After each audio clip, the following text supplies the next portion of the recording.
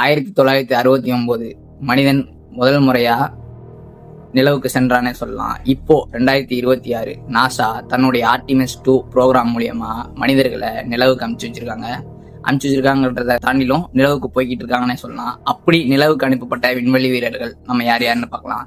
First Victor grower, இவரு first இடத்துல இருக்காரு. ரெண்டாவது பாத்தீங்கன்னா கிறிஸ்டினா, இவங்க ஒரு உமன், இவங்க ரெண்டாவது இடத்துல இருக்காங்க. மூணாவது இடத்துல ரீடு விஸ்மன் இருக்காரு. நாலாவது இடத்துல ரிச்சர்ட் ஹான்சன் அப்படின்றவர் இருக்காரு.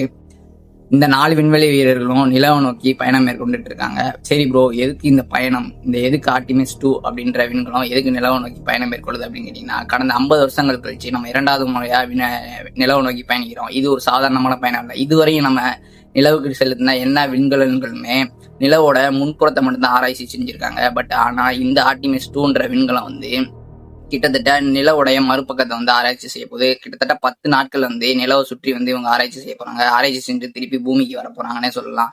இதுதான் இந்த ஆர்டிமிஸ் 2 உடைய ப்ரோக்ராம். இந்த ப்ரோக்ராம் ஆர்டிமிஸ் 2ன்றது வெற்றி அடைஞ்சிச்சு அப்படின்னா ஆர்டிமிஸ் 3 நாசா செயல்படுத்த காத்திருக்காங்க. இந்த ஆர்டிமிஸ் 3ல தான் மனிதன் முழுமை 2வது முறையா போய் நிலவுல லேண்ட் ஆகி நிலவுல கால் பதிப்பானே சொல்லலாம். இது வெற்றி அடைஞ்சிச்சு. இந்த ஆர்டிமிஸ் 3 வெற்றி அடைஞ்சிச்சுன்னு சொன்னாங்க அப்படின்னா, வெற்றி அடைஞ்சிச்சு அப்படின்னா நாம மார்ஸுக்கு போறது வெகு தூரத்துல எல்லாம் இல்ல, விரைவிலே நம்ம மார்ஸுக்கு போயிடலானே சொல்லலாம். நம்ம இந்தியாவும் எப்பதான் இந்த நிலவுக்கு போற பயணத்தை ஸ்டார்ட் பண்ணுவாங்கன்னு தெரியல, காத்திருப்போம். கண்டிப்பா நிலவுக்கு போற பயணத்தை இந்தியாவும் மேற்கொள்ளும் சொல்லிட்டு அந்த நாளுக்காக எல்லாரும் வெயிட் பண்ணுவோம். மேலும் இது போன்ற தகவல் உங்களுக்கு வேணும் அப்படின்னா மறக்காம இந்த சேனலை ஃபாலோ பண்ணுங்க.